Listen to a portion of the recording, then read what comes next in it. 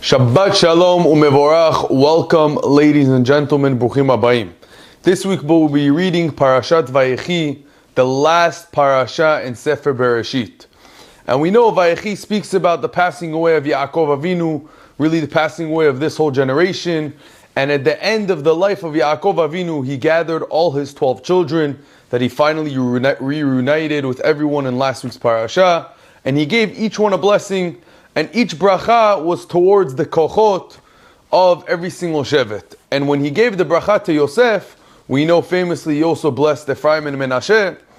But in the end, towards the end, right before Aliyat Revi'i, Yaakov Avinu says in the Pasuk, "Ve'ani natati lecha Shechem," I'm going to give you the city of Shechem, achad alachecha, which is one more portion more than all your brothers.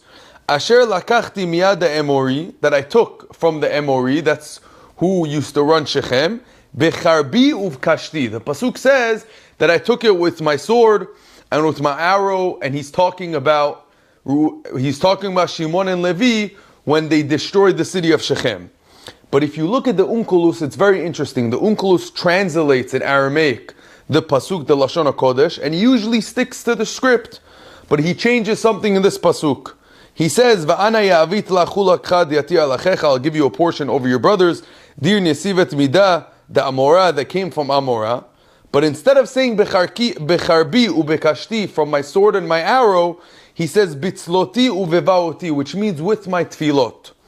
The Pasuk says I took Shechem from fighting. The Onkolus explains that Yaakov Avinu is telling Yosef, I got Shechem with my tefilot.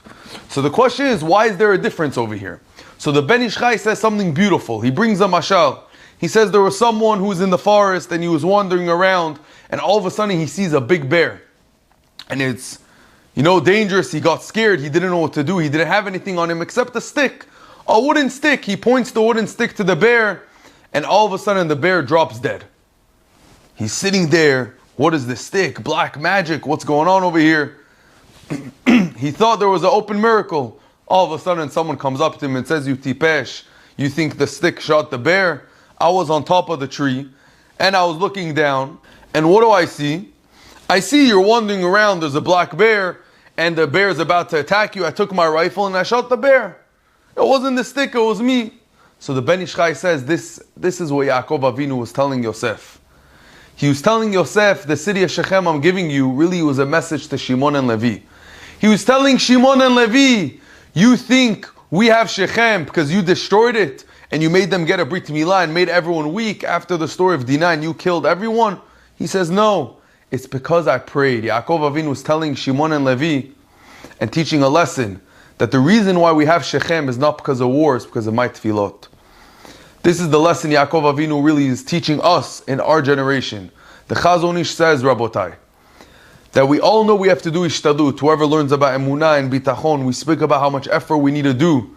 Hishtadut, many of us think it's working hard, maybe working extra hours. The Chazon Ish says no. The majority of hishtadlut is tefilah. After that, you have to try to put in a little effort. But the majority of hishtadlut is tefilah, Rabotai. How crazy is that, especially in the world that we're in? How important is tefilah? Tefilah could save anyone, could stop anything, could bring all the brachot in the world. Sometimes we get too carried away. I'm doing my hishtadut. The Chazon Ish says, if someone, and sometimes unfortunately this happens, is busy with doing all the hishtadut in the world, all the efforts, but he does zero tefilah, he's wasting his time. Even if you think you're trying to get the best job, and you're trying to perform the best way, and you're doing everything that you can, if there's no tefilah, you're wasting your time. We're living in a crazy world, Rabotai. We all need Yeshuot. How much tefillah we have to do. How much time we have to spend in the Bet HaKnesset. Many of us who want Yeshuot, what do we do in the Bet HaKnesset? We leave early, we leave before tefillah, we wrap our tefillin, we're always looking to get out early. Try to stay a bit extra, especially in our days, especially with what's going on. Try to stay a little extra. Pray a little more extra to HaKadosh Baruch Hu.